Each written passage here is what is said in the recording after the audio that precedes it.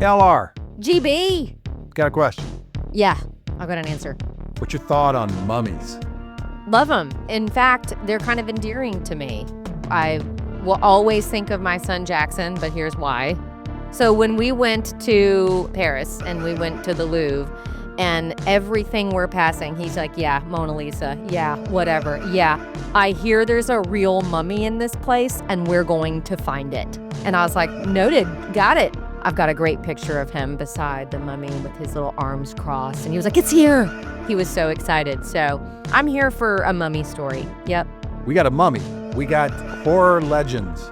We've got civil rights icons. We've got directors of classic horror films, as well as a guest who we both love dearly and have worked with loads of times.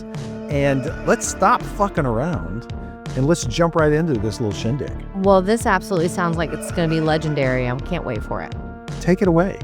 Welcome to another episode of Die Laughing.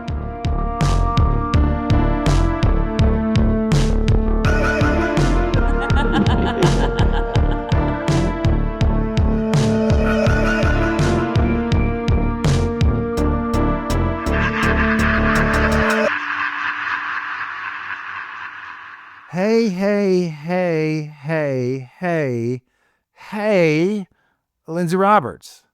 Hey, Bart Shannon. I'm having the strangest sense of deja vu, but we'll soldier through.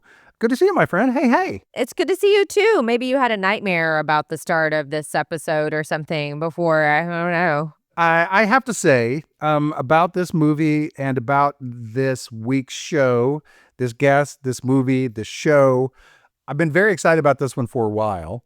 Mm-hmm. Two different reasons. The movie for its own reason, the guest just because he's somebody that you and I worked with a lot, love working with. But yeah, this has been one I've been excited about movie-wise because I remember seeing it in the theater and I remember having high expectations. And I'm not going to say that the expectations were not met, but they were definitely different than what I had going in. And so I had a little perspective seeing it this time than I did when it first came out. Yeah, I saw it in the theater as well. And again, excited. I love everyone in it. I'm excited because of the subject. I'm ready to go. So I was really excited about it. Came out thinking, that happened. Look at that. It was a movie. And I liked it, but I don't think it was what I thought it was going to be. Same. And I'm not sure what I thought it was going to be and why my expectations were the way they were. But we'll get into that in a little bit. So let's just go ahead and get started. It almost feels like we've done this before. You know what? Fuck it. We'll just put this in the podcast. You know, we just spent half an hour talking about the first 30 minutes of this show and realized that I was in a mode that you can't record. So yeah, for the first time, Bart fucked up at the beginning, and so we're redoing this podcast. Listen, it's just, it is what it is. I'm here for it. That means I get to spend more time with you two lovely folks, and that makes me really happy because I love spending time with both of you guys. Do we want to introduce the movie again? Yes, let's introduce the movie again. Yes, absolutely. I'll say it again. It's 2002, 2003. There's a discrepancy, I think, between festival release and theatrical release. But 2002, 2003's Bubba Ho-Tep. Yes. Don Coscarelli, based on a novella by Joe R. Lansdale. Don Coscarelli, obviously, to horror fans, the guy behind the Phantasm movies. But yeah, Bubba Ho-Tep, Bruce Campbell, and Ossie Davis. Mm-hmm. Yeah. I'm very excited about our guest today. Very, very. I'm very excited about our guest today as well. We had a better transition earlier, but let's just jump into this so we can talk about this and get this rolling. Not because we're pressed for time now, just because that's what we do. So our guest today is somebody that Lindsey and I both worked with an enormous amount over the years in many capacities. He is a brilliant producer, a brilliant actor. Yeah, you've played his wife probably two or three times. Two or three times. I've played his baby mama. Yeah, we've been in all kinds of relationships. And I think I was saying before, we have at least 2 or 3 movies in our mind that we've made that have actually never seen the light of day or been written or filmed. But we're excited to maybe eventually make those movies together. We have done commercials together, short films, feature films, corporate stuff. I can't think of a type of film production that we have not done. Well, porn, I mean, I guess. Short of snuff and porn, I can't think of any other genre I'd rather work in with this person. There's still time. Yeah, and maybe one of us can agree, like when it's time to take the big dirt nap, that we just get it on film and we check one of those off the list. How about that? Maybe I'll write it into my will, a looking for Mr. Goodbar, and that way you guys can have sex with me, murder me, and then film it. What do you think about that? All right, this is going off the rails. Let's bring our guest on. Just an amazingly talented person, a great friend, somebody we both love dearly. Let's bring on Billie Worley. Hey, Billie. Thank you so much, guys. It's been really great. That was a great introduction. Billie's being facetious because I asked people not to yell. And the first time, take 2, I yelled. And so I thought, I'm going to do a different choice this time as an actor. That's Go a quiet. solid choice. Give us some options, Billie. Just give us some options. Yeah. Well, thank you for that introduction. That was very lovely. And yes, we have worked together so much outside of snuff and porn. Now that you say it like that, like, I never thought of it. I'm disappointed. We had a lot of time together. That we haven't done that. I mean, what are we trying to hide at this point? Hey, I think we always said this, a job's a job. Job's a job. Yeah, that's right. And if we can't get someone to pay us to do snuff or porn, then it's technically just a passion project. Which we have worked on that as well. So that's great. Oh, but thank you guys so much. Thank you for being here. So, Billie, what is your history with today's movie? Yes. So my history is I went and saw it in the movie theater when it came out. I was living in Los Angeles. I was a huge Bruce Campbell fan from the Evil Dead series. And a friend of mine was also even more fanatical about him. And so we went to Chinese Ground Theater to see it. And I'm just rubbing that in Lindsey's face again for a second time. Yep, great. But no, I just went to the theater. And I think same as you, I went in with the kind of high expectations because of my love of Evil Dead. And I think from the trailer, it seemed sort of in the same sort of mode as that sort of dry humor that Bruce Campbell is known for. And then I remember leaving just thinking, was that good? I think that was good, right? It was good. And it's kind of like, it's happened twice in my life. Bubba Ho-Tep and Eyes Wide Shut. I had to go back to the theater because I was like, surely I missed something.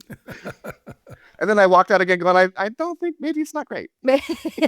Totally, 100%. Like, you're like, and I think it's also like a weird thing where you're like, I really just wanted to be obsessed with it. Yes. And so I wasn't, but that doesn't mean it's not good.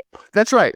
I totally agree. It absolutely is, right? Like, I don't know. There's some sort of level of expectation. It maybe couldn't have met it. You know what I mean? Like, my expectations were so high. Same. Probably could have never met it. Yep. Right. I agree. I think that's what it was too. It's just like, I'm trying to think I don't think I had seen another Bruce Campbell vehicle after the Evil Dead trilogy. I mean, where he's the star that I can think of. He was in smaller parts. So I think for a lot of us that were Evil Dead fans, it was sort of like Bruce is back and his starring role. And so we had huge expectations. Right. Which he met. He met. Yeah. You're right. Yeah. He 100% met them. I'm not sure what else he could have done. Yeah, you're right. He didn't do a bad job, and he did kind of like, I mean, I know he couldn't do like the straight up Evil Dead character, but you could kind of see his subtleties dialed back from that. That's still that Bruce Campbell humor. It's a very layered performance, and we can get into it later when we kind of talk more about him, but he's actually very good in it. He and Ossie Davis, I mean, they're both really great. And Bart, like you said in the first take, I mean, he's also playing like Elvis or an Elvis impersonator. So it's like the stars for me were like totally lined up for this to be like a slam dunk. Was that a line reading, Billie? I was trying to remember what we said in the first take, and I wanted to get it in. I mean, Evil Dead expectations, let me rephrase that. Evil Dead heights, that's a little silly on our parts to be expecting that, And not to discredit Don Coscarelli, but Phantasm is Phantasm. I think we've talked about it in previous podcasts where it's like, it's a classic, but it's rough, They kind of found lightning in the bottle with the old dude and the trailer as well. I remember seeing the trailer as like, I don't know, a young kid and just thinking, this is creepy as fuck. But this is not Sam Raimi. This is not a superstar director who's going to take this vehicle. So before we shit on it anymore, but I liked it. Yeah, exactly. Let's watch the trailer and then we can come back and discuss it a little more in depth.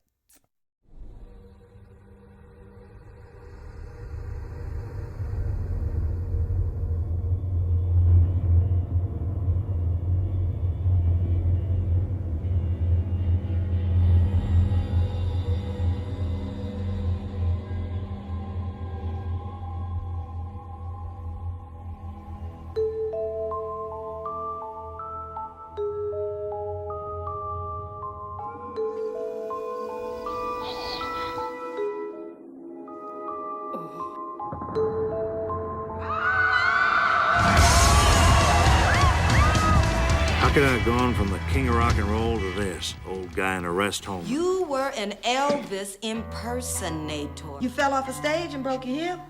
When was it? 20 years ago. That's where they took a piece of my brain. I got a little bag of sand up there now. Jack, President Kennedy was a white man. They dyed me this color. What we have here at Shady Rest is an Egyptian soul sucker of some sort. Some kind of Bubba Ho-Tep. A mummy hiding out, feeding on the sleeping.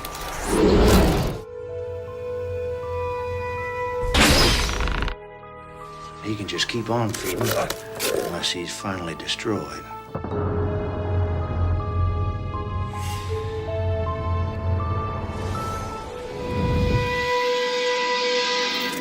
All right, man, let's go.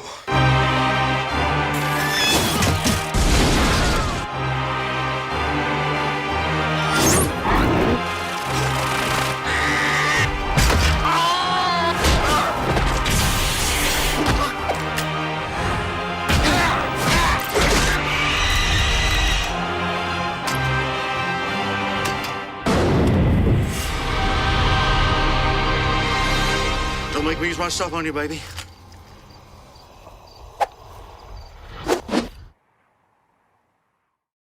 See, now I see why our expectations were high, because it's an excellent trailer. Yeah. Yeah.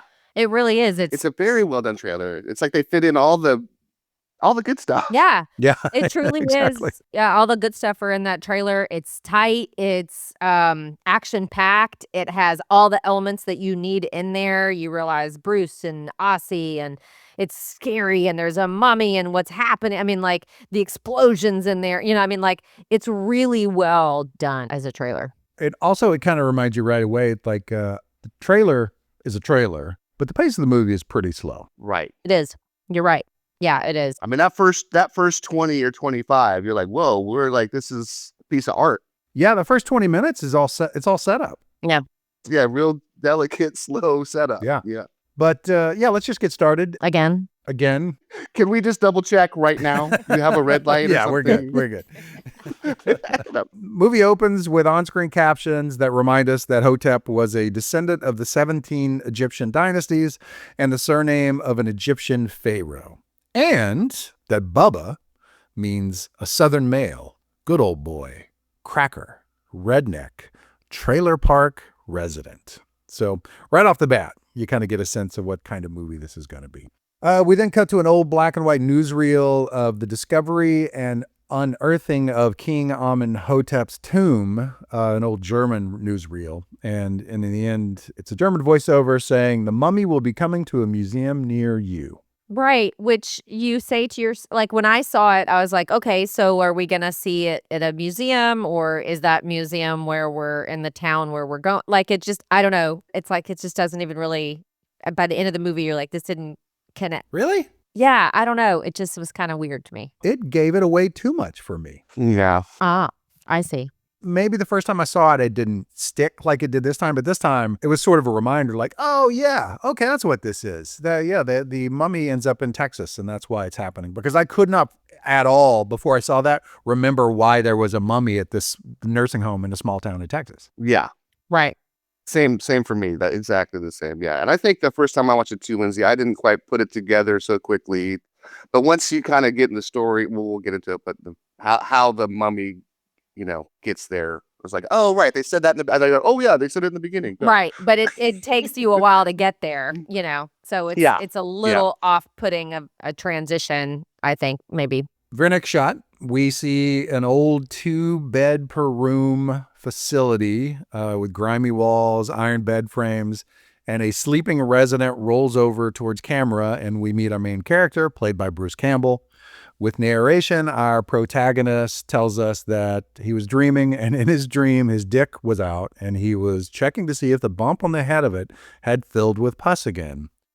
And if it had, the narrator tells us, he was going to name the bump after his ex-wife, Scylla, and bust it by jacking off.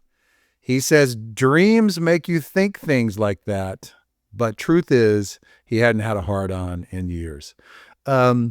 Ew. Wishing! Well, bam, and we're off. And we're off. Yeah, there's no easing into it. There's no lube. You just get fucked right there at the start. You just jump right in. There's less pussy dick talk later. It's just it's a little pussy dick heavy at the beginning. Mm-hmm. It's called the first act, kids. The first act. That's okay? right. The lube comes in later in some form of goo. God, that's true. Okay, so Anyway. yes. With dicks behind us, Bruce Campbell looks over to the old man in the bed next to him who is coughing something fierce. Bruce Campbell reaches over to the bedside table, grabs his glasses and puts them on, and that's when we see his whole look put together. His glasses are Elvis glasses. He's got this really messy pompadour. He's got a TCB gold pinky ring. So we know right away this guy's either an impersonator or he just loves Elvis, or who knows, maybe he is Elvis. We don't know yet. We don't know. Yeah, right.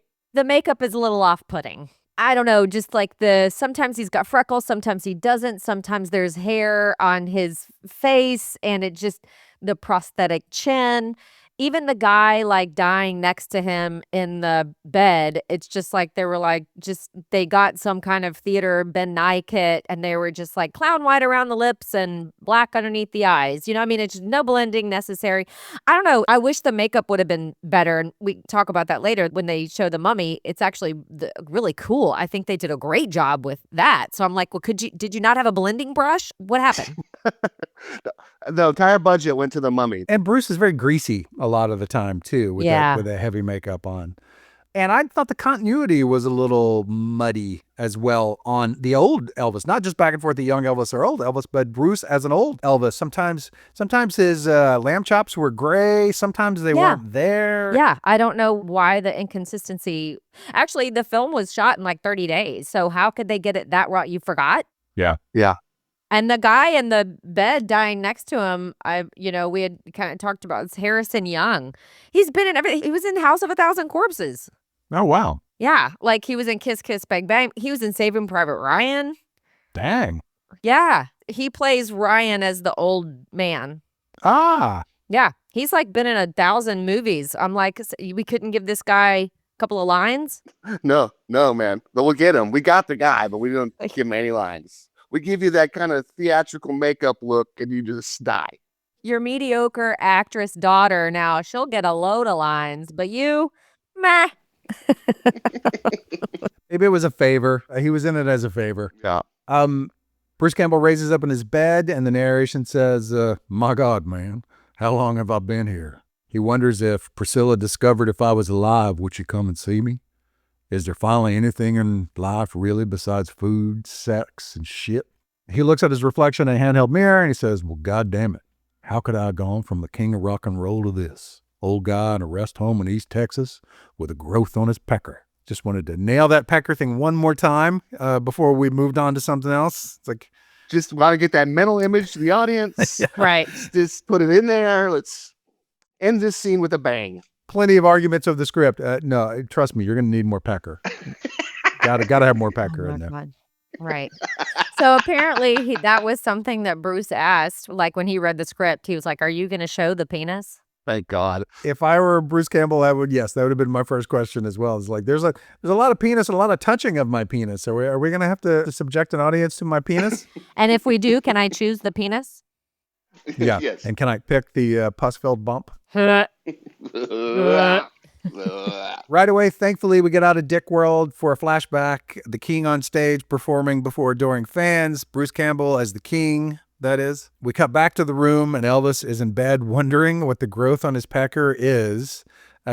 Again, they give us 3 mentions of the pus-filled pecker. Everything in threes. You know the rule. Everything in threes. It's referred to as the pecker rule. I don't know if you knew that. The man in the bed next to him, who you guys were just talking about, he screams in pain, looks over at Elvis. We're going to call Bruce Campbell Elvis from here on out. He looks at Elvis, tries to speak before keeling over dead. He dies. Cut to an exterior of the Mud Creek Shady Rest convalescence home.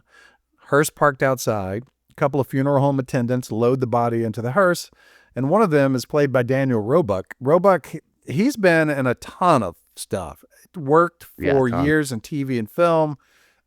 He's been in 6 Rob Zombie films, speaking of Rob Zombie. Oh, wow. But he also played, coincidentally, another person with a large chin, much like Bruce Campbell. He played Jay Leno in that Late Shift movie about the battle between Letterman and Leno for the fight over the Tonight Show. Yeah, that was him. I remember even at the time thought he was an odd choice, but I thought he did really well with this big fake prosthetic chin on his Jay Leno. Yeah. He did.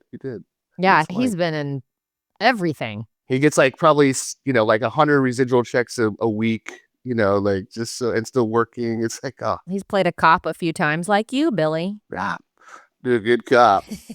It's just being able to put those hands on your belt. You stand there looking like, yeah, I hate my life. But I speaking of those scenes, they do it again in threes. Like, it's just so like, I don't know. I'm not saying it's unnecessary, but they're strange, those scenes with the morgue workers bringing the bodies out to the. I know they're supposed to maybe be like funny, but are they? They're not. I'm going to go ahead and tell you right now, Billy, they're not. Yeah, and they get a little more outlandish each of the 3 times. Yes, they build. Yeah, but the comedy does not build. No. And the thing is like you have to think about like what's the purpose of it, right? As the writer, director, you're like, well, okay, we've got to set up this thing of they're in a nursing home. These people would naturally be dying anyway. There's a conversation about, these people dying and what kind of legacy are they leaving? So there's some dialogue that happens in there where you're like, okay, I can kind of see that, but at the same time, it's like, I got that anyway, thanks. Yeah. One of them says, it makes you wonder the life this old guy had. Look at him now. The other tenant just says, who gives a shit? It's like, okay, cool. Yeah. It was like Friday the 13th, that part 6, but there ended up being a real reason why you needed those hearse drivers, and that, but it's just as off-putting. And he's Daniel Roebuck. He was in one of the Phantasm movies and another Coscarelli film as well. So probably said, hey, do you have a day to shoot these 3 scenes? We cut to an old lady walking down the hallway of the nursing home at night, and she comes upon what the fuck? She comes upon this iron lung that's just parked out in the hallway, walks over to this old lady who's an iron lung and starts stroking her hair lovingly, then pulls her glasses off and steals her glasses. The lady's like, hey. She just walks away with her glasses. And my guess is someone had an iron lung. And they were like, yes. Hey, someone's got an iron lung we could use. Do you need it? What in the world, y'all? I mean, I remember seeing that in this, and I don't remember it from the first watch, but this watch, and I thought like, wow, they had to go out and find an iron lung. That's as a producer, somebody knows the ins and outs of procuring things. Like, wow, that's a big ask, I think. Hey, so I think you're right. Somebody had that at their house. Yeah, right. Hey, do you want to use this in the movie? Hey, let me write that in. And here's my guess It was parked in the hallway because they probably couldn't fit it through the door. And they're like, well, we're just going to leave it in the hallway. It lives here now. Yes. You're absolutely right, Bart. It's like it was too wide. Is that a Craigslist ask? What is that? Facebook Marketplace. I was looking feverishly for an iron lung. I don't know if you guys have seen the documentary or any of the interviews with the guy who just died a few years ago, the last living iron lung person who got a degree from college by doing frog breathing. So you can gulp air by swallowing. So he would swallow air into his lungs, and he went to college by doing frog breathing and then would go home and get back in his iron lung. He just died at in his late 70s a couple of years ago. Fascinating story. Yeah, frog breathing. That's wild. I have not. That's great. That is Love it. wild. Whoa.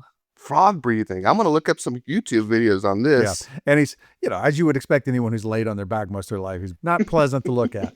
Dissolve from the lady stealing the glasses from the iron lung character to And her chocolate.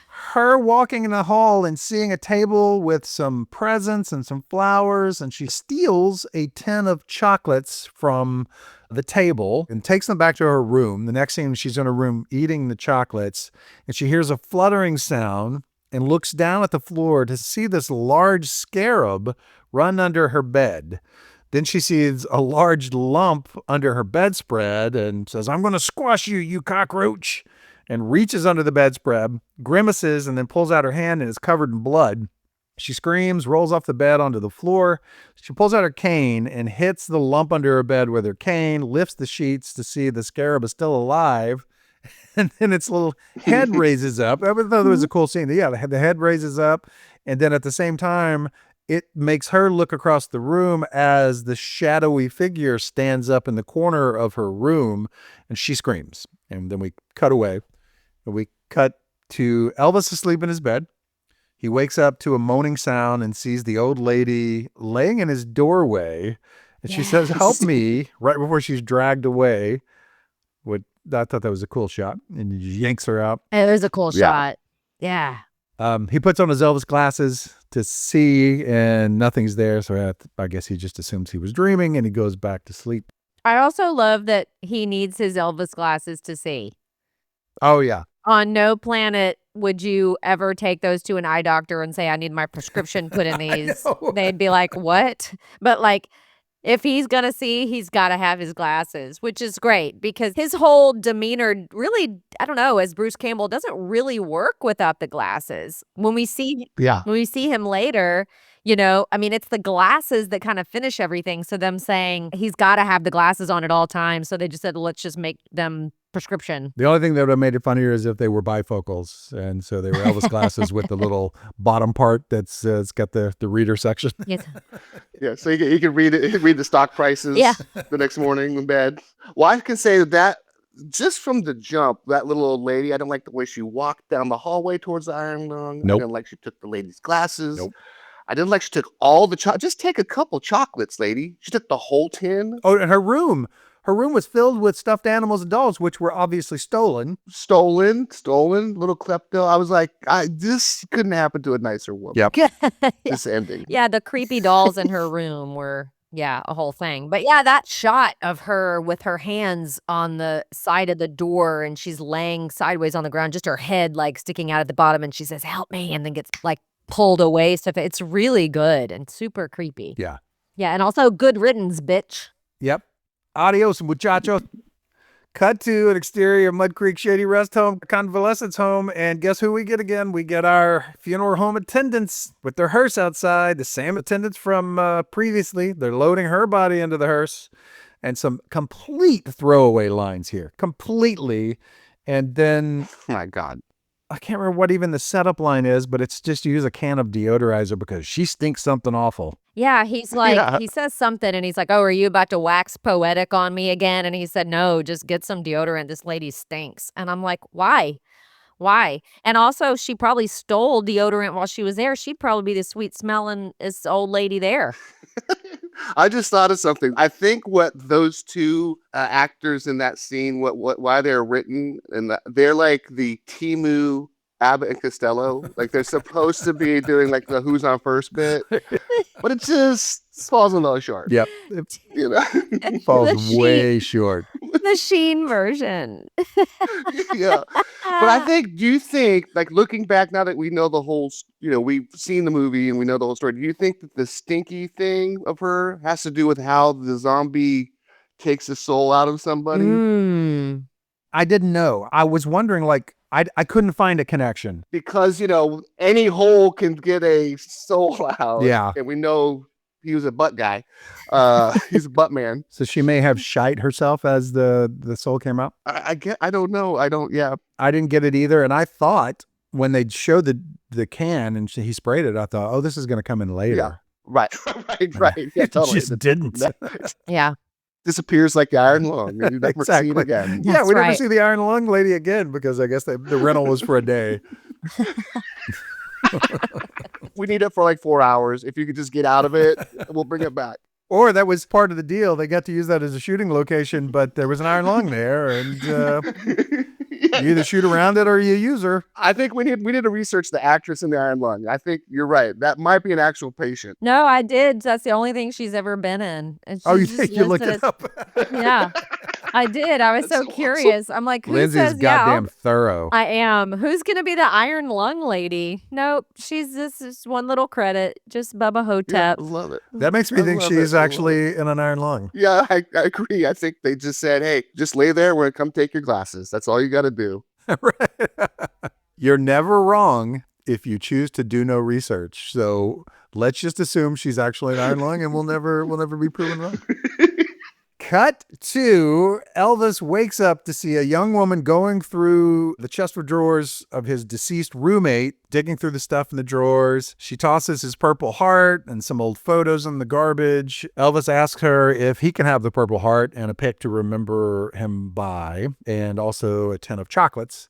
So she bends over to retrieve the stuff from the trash, and Elvis gets a look at her panties as she bends over. And he says, she didn't give a damn. She saw me as so physically and sexually non-threatening. She didn't mind if I got a bird's eye view of her love nest. Back to the pecker. I felt my pecker flutter once like a pigeon having a heart attack. That made me laugh out loud. Me too. That made me laugh. That's a very good line. That particular voiceover section is very well It written. is. Yeah. I thought so too. A lot of them were very disappointing. A lot of the Elvis lines, his one-offs, like that's all you could think of in that situation. You could have really made these funny. Yeah. Totally. But that one was probably the jewel, I think. There were a few good ones, but that was the one I belly laughed at. Mm-hmm. Yeah. Yeah. Same. Elvis gives his dead roommate's daughter some grief about her not visiting her father, and then thinks back to his own daughter. How it was weird watching it this time with Lisa Marie no longer on this side of the valley. Yeah. Oh, yeah. Yeah. It gave it a little bit of a different feeling this time, as he talks about her throughout the movie. Yeah, it definitely did. And they don't ever say her name, do they? No. Yeah, No. I didn't think so. No. Interesting. Enter the nurse. That's how she's in the credits. The nurse, no name beyond that. Played by Ella Joyce. She's probably best known as Eleanor Emerson opposite Charles S. Dutton in Rock TV series. Rock, yeah. Mhm. Mm-hmm. But she was also in Dangerous Minds. She was in Set It Off. She's had a great career. Yeah. I remember her from a Seinfeld episode as a judge as well. So she's been in a lot of shit. And aging is such a bitch, man. You see people as they are now and you forget, and you see them younger and like, oh God, she was really beautiful. I think I had a crush on her, like going to the movie theater, like and seeing her in that movie. I was like, God damn, she's hot. I actually think she's still really beautiful. And she's still, Oh, no, she's still and like gorgeous. her Absolutely. skin. I'm like, your skin is beautiful. Like Right, now you're going to make me sound like an ageist, and I'm just shitting. Yeah. she really is a beautiful older woman now. But yeah, she was stunning in this. Yeah. She was great up until the point where he got really mean to her, and then she vanished from the movie at that Yeah. point. Yeah, she just disappeared. Yeah, exactly. I guess they didn't really know how to handle the relationship after that. I was so confused. I was like, why is he treating her like this? Yeah, let's save that for there because it was so out of the blue. Yeah, this is not Sam Raimi that we're dealing with here. Right. She says, how are you this morning, Mr. Half? So it's the first time we hear his name. And he tells her he prefers to be called Mr. Presley or Elvis. She reminds him that he was an Elvis impersonator and not the real king. She says he fell off a stage 20 years ago, broke his hip, it got infected, and he was in a coma for quite a while and came out with a few problems, as she puts it. It was a great line. Yep. She's in there, and so is the daughter is still in there from his deceased roommate. And Bruce Campbell tells the ladies that he had gotten tired of the fame, was hooked on pills, and he switched places with an Elvis impersonator by the name of Sebastian Haff, who unfortunately had a bad heart and loved drugs even more than I did. And so that didn't work out too well as he died on the toilet. Mm-hmm. We go immediately to a flashback of Elvis riding in a limo with the Memphis Mafia down this country road. He says they took a little road trip to Nacogdoches. Elvis goes into the dressing room of Sebastian Haff at the Nacogdoches County Fair, and we find Hap inside his dressing room eating a blueberry pie. Haff kneels down and kisses Elvis's ring with blueberry pie on his face. Which is also Bruce Campbell. Which is also Bruce Campbell. Our assumption, I think, based on the dialogue he says when he comes out of the room, is he's been searching for an impersonator to switch with for a while, and he finally found one who looks just like him. Because the very next scene, he comes out of the room where the Memphis Mafia is standing outside, and he says, "It's all right, boys. He's just another freak," as he wipes the blueberry pie from his mouth. He had to do some fast talking, or else the Memphis Mafia would have been like, hey, what's going on in there, right? Like, what was this dialogue that happened? So listen, I want you to take my place.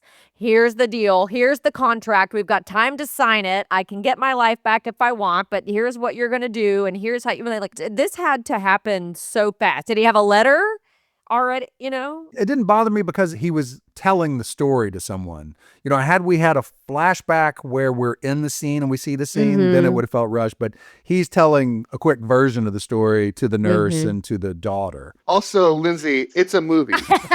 Okay. I just love that you're like writing this, like, you want more. I just see your brain. That's why I love you. Like, your brain is just constantly working. Like, let's get to this. Right. I need it to be realistic, the mummy discussion and all of that. It's got to be realistic. I actually love this. I wish that this was a movie. Yeah. Yeah. You just on its own, you know what I mean? This is like fascinating to me. Yeah, I guess that's what it is, right? Like, I think it would have been fun to watch some of that dialogue, you know, between the two of them and watch Bruce play against himself. Yeah, himself. Right. You're right. It might be a lost opportunity to be sort of, you know, that really funny stuff. Yeah, it was the only time in the movie where my brain started wondering about what ifs, because Yes. It's Sebastian Haff that's coming out of the room, and now he walks outside with the Memphis Mafia. They go to the Cadillac, and he reaches to open the door, and one of the guys is like, King, I got it. He's like, oh, sorry. And he doesn't know that he doesn't open doors for himself. They do.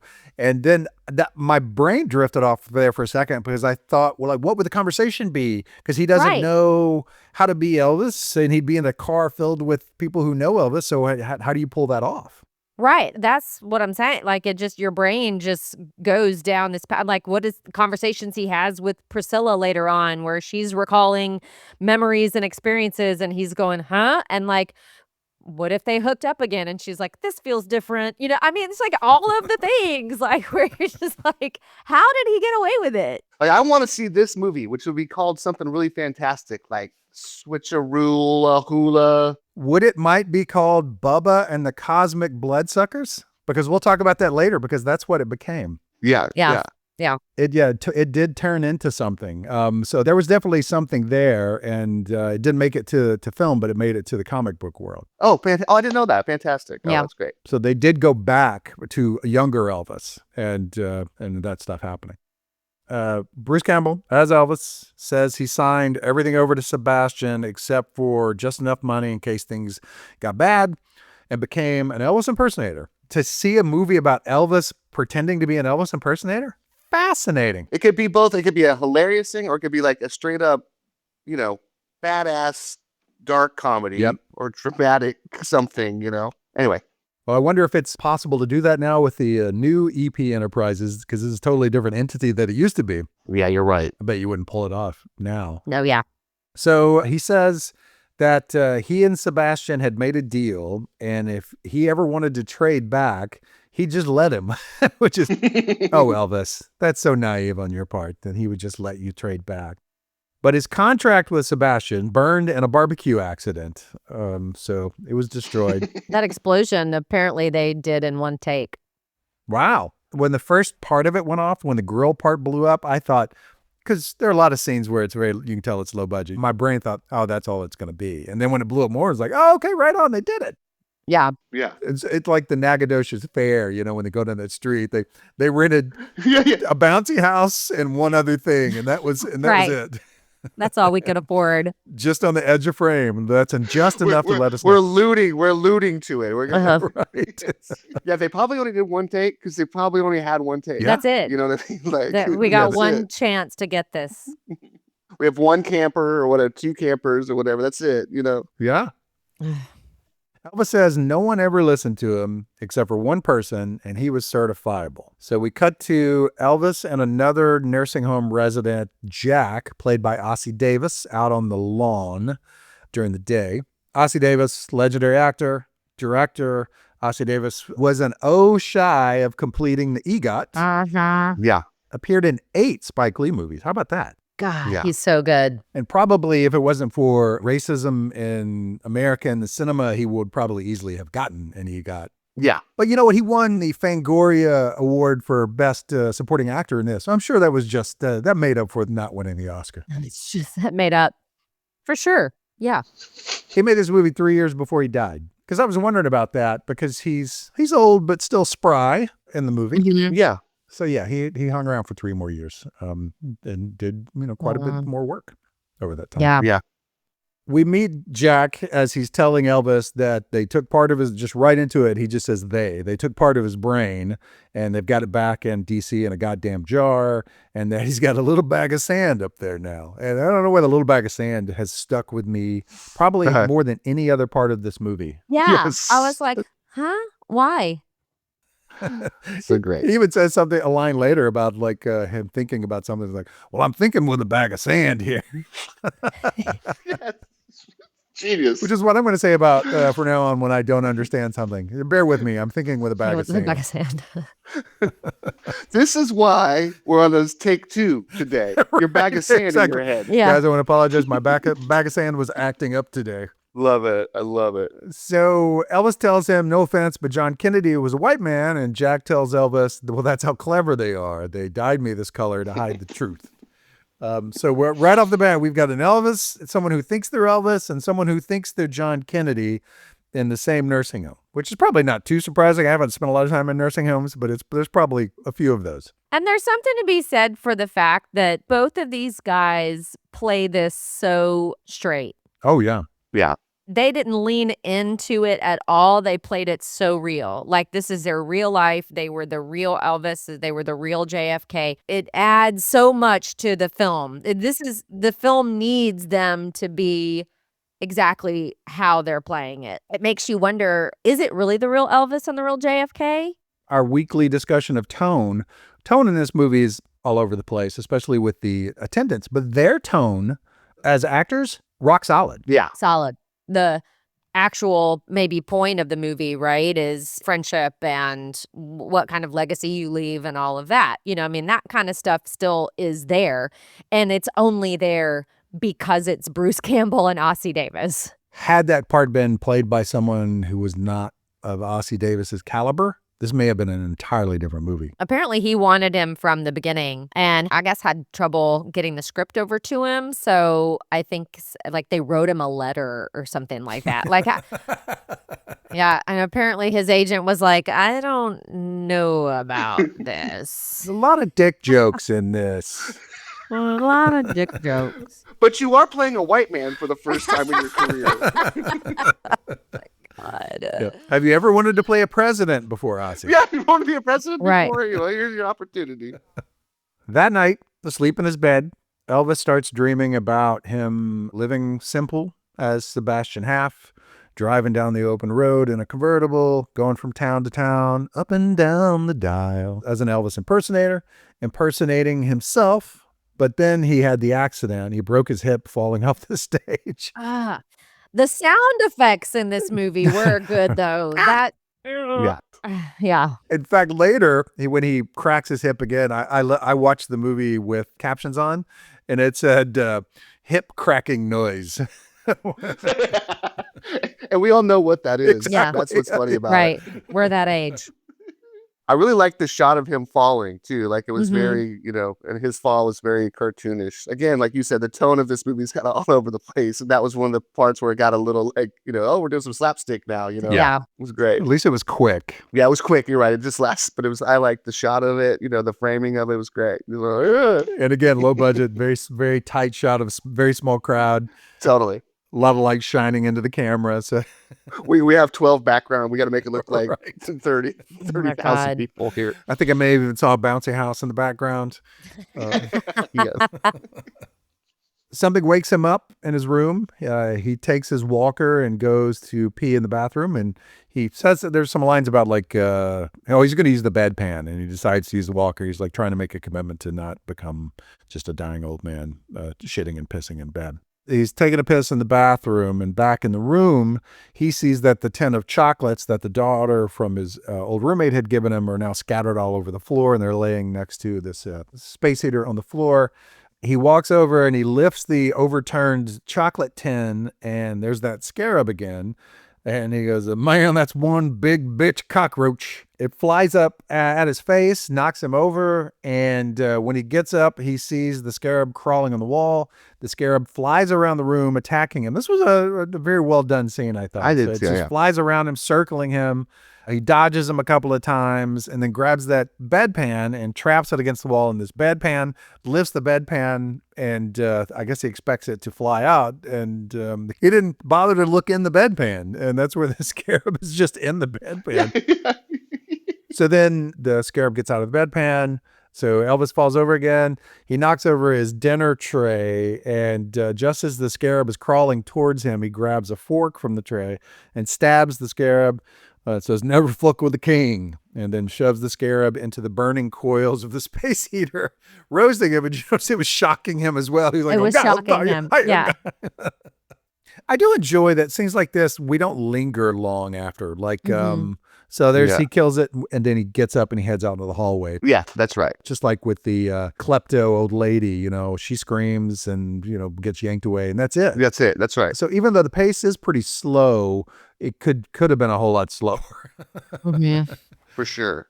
And what's the deal with the scarab? Lindsey, did you do any research on that, or like who made it? Because I thought it was very well, especially the flying bits, Yeah. like coming towards camera, or even the little on the floor scuttling up towards. Like it was really well done for the time, I thought. Little head when he raises his head. Yeah, Yeah. I didn't do any research on that. I'm sorry. I failed you all. Oh, you looked up the iron lung lady, but not the scarab? My assumption is it's all KNB, right? Like KNB did everything, right? Oh my God. Maybe they did. I don't know. I saw at the very end, it was Nicotero's name or McGarris's name as like a consultant or something. So, Yeah. so they may just came in and was like, yeah, that looks good. That looks bad. That looks good. Yeah. Yeah. That's all I got. You had me for a day. So yeah, he, after that scene, he takes his walker and goes out in the hallway, and he's following this rustling noise that he's hearing down the hall. He comes to Jack's room where there's a photo of Jackie O on his bedside table. And then there's frame photos of Jack Ruby and All of them. Yeah. Like All of them. Lee Harvey Oswald. The little car reenactment, you know what I mean? Yeah, Like yeah, there's like like a little there's like diorama. A diorama. Yeah, I was hoping they would show that accident. more Like, of that. I but know, yeah. me too. and the carpeting too, like being like that royal blue, sort of like the White House, blue carpeting. His room was much nicer than Elvis's Oh. room, by the way. Yeah, much nicer. He was a president, okay? The Yeah. president gets treated better than the king, clearly. So yeah, he finds Jack laying face down on the floor, and he rolls him over, and he's still alive. And Elvis says, "Hey man, you're on the floor." And Jack says, "No shit." Just like, what am I doing here? Jack asks if he saw him go by in the hall, and he said he scuttled by. And Elvis asks who, and Jack says, the one they sent. Elvis says, who sent? And Jack says, Lyndon Johnson. So he thinks Lynn Johnson's and I sent someone to kill him. Here we go, guys. Later. Mm-hmm. The orderlies are helping Jack into his bed as Elvis talks to the rest home administrator, and the rest home administrator is played by Reggie Bannister from the Phantasm movies. Elvis tells him that he's got bugs all over his place, big bugs, the size of a peanut butter and banana sandwich. I laughed out loud at that one. It was right here where he mentions the bump on his dick again, and I'm just like, like why did that even have to go into this sentence or this section? Yeah. So Reggie Bannister says he will call an exterminator in the morning, and Elvis says, thank you. Thank you very much. There's our first Elvis, thank you. Yes. The next morning, the nurse arrives in Elvis's room with rubber gloves on and says it's time for that little thing again. She covers her gloved fingers in goo from a jar and starts working at his pecker. I wish this was a video podcast. For our listeners out there, Lindsey is graphically showing you exactly how the nurse took out the cream, Scoops the goo. Yeah. I think it was 2 fingers. I think it's 2-fingered, and then it was a lot. And then works the shaft. What kind of goo did they actually use for that? Looked like Vaseline. Like they just went to the CVS and bought a 99-cent jar of Vaseline. Maybe they put it in the microwave for like 10, 15 seconds. Just enough for it to drip. Like, ooh, it's bad. Yeah, it was gross. They succeeded in their attempts to gross us out, especially with all dick-related content. Yes. Was it really necessary? Well, no, it was not. But I did like the line that's coming up based on that. Yes. So the doctor says the cream should help. He says 20 years ago, I could have made a curled lip smile and had her eating out of my asshole. That's not the line I was talking about. Yes. But still funny. I mean, it was Elvis. If he was Elvis, yes, he could have curled his lip and had anybody eating out of his asshole. While the nurse is working at the Little King, he starts thinking about the events of the last couple of days, and his memory lands on seeing up the skirt of the daughter of his ex-roommate. And the nurse stops what she's doing, her eyes widen, and she says, Mr. Half. And he comes to and realizes what's happening. He says, there had been 2 presidential elections since I had a boner like that one. What gives here? That line made me laugh. Yeah. She suggests he take a cold shower, and he asks if she would like to take one with him and says, come on, why don't you just pull on it a little? My God. Yes. Unbelievable. It is moments like this where you're like, there's no way this guy's really Elvis. You know, I mean, because like earlier he tells the daughter and the nurse when they're in there together, he's like, fuck you. And like, you know what I mean? Like just the way he like talks, I'm like, unbelievable. You don't think Elvis could be cantankerous? Not like that. But imagine you're Elvis. You get all the tail you want because you're fucking Elvis. And then all of a sudden nobody knows who you are and they don't believe you're just an old man. And you'd be a little bitter. It's less about like that and more like just like the line where he said, fuck you to them. I was like, maybe Elvis would think it. I don't think he would say that out loud. You have the gentleman picture of Elvis in your mind.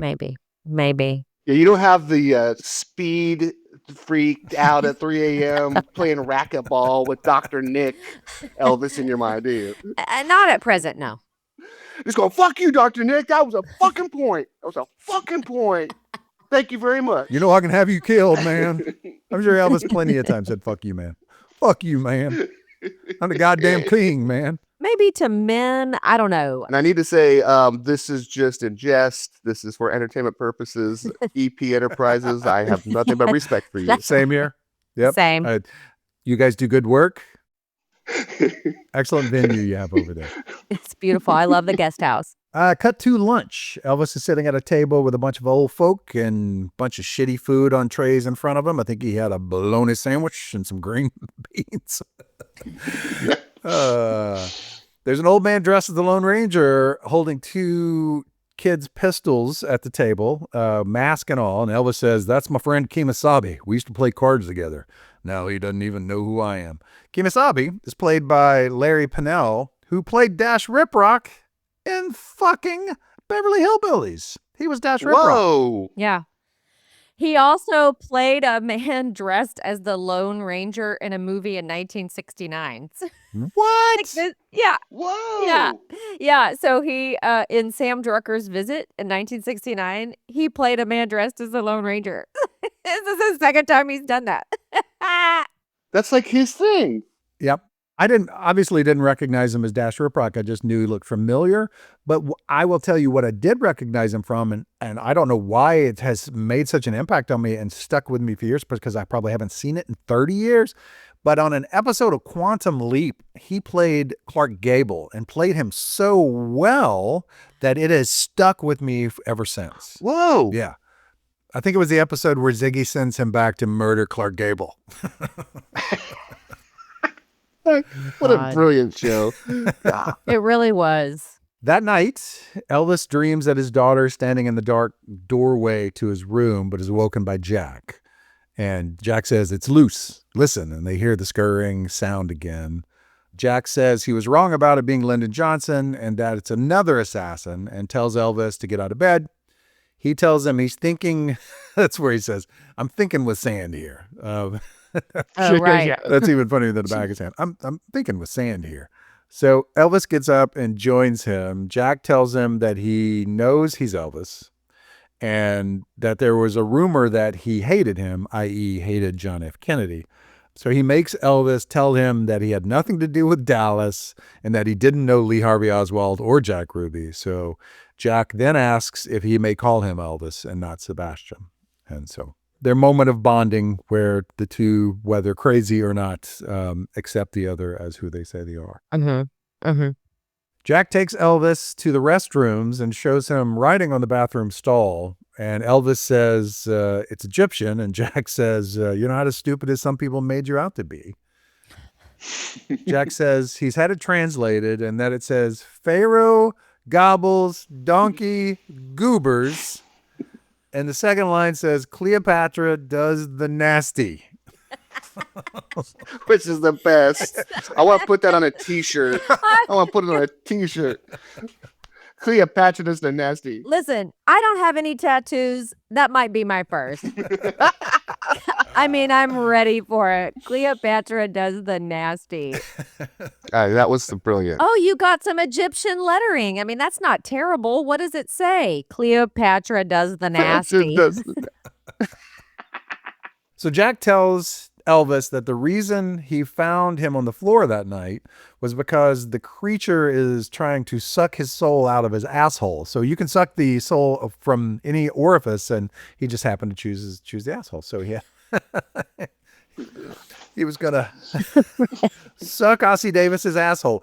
There were a couple of lines that Ossie Davis delivered where you could tell he pulled back a bit, and I'm sure there were times like, "What am I saying here?"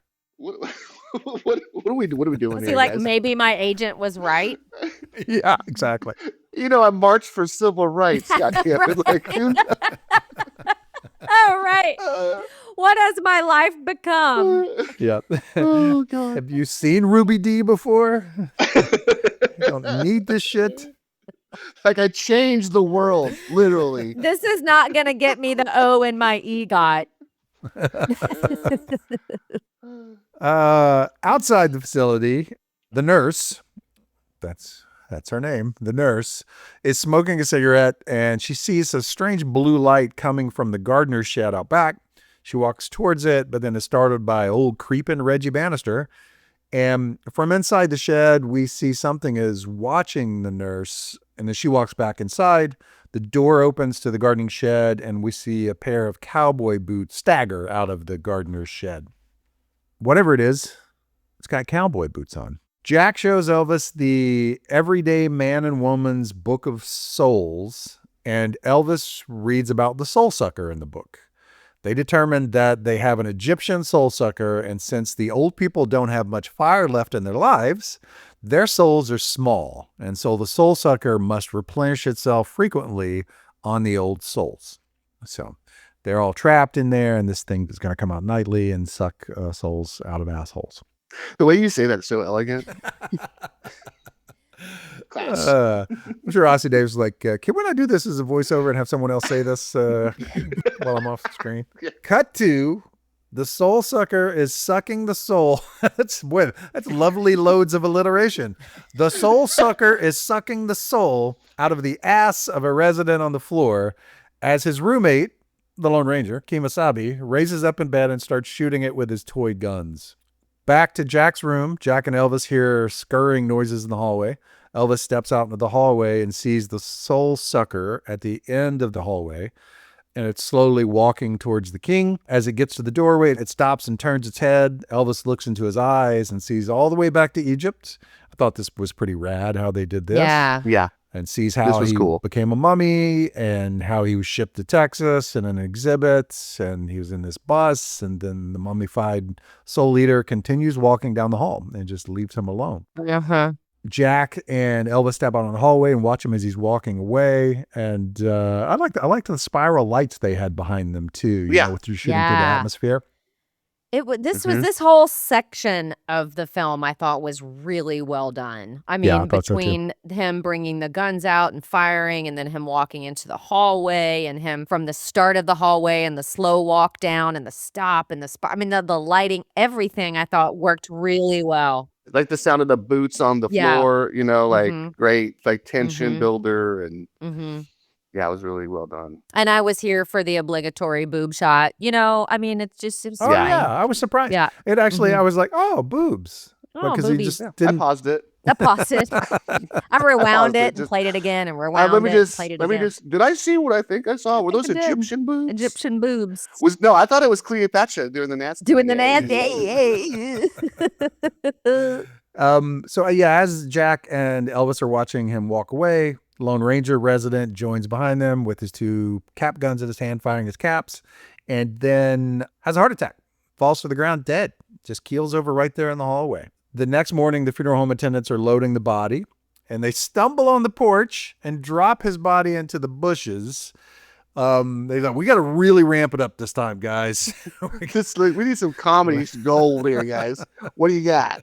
Also, like, what is in there? I mean, is it a blow up doll? I mean, they're like tossing it around like it weighs nothing. It's a dead human body. I mean, like, it was just so weird. Well, first of all, too, just them carrying out a bag, you know, like that, they would never, you know, you would have a gurney thing with wheels, and you know, it's like, it's supposed to be funny. I get it, but not funny. Did they have a gurney the first time?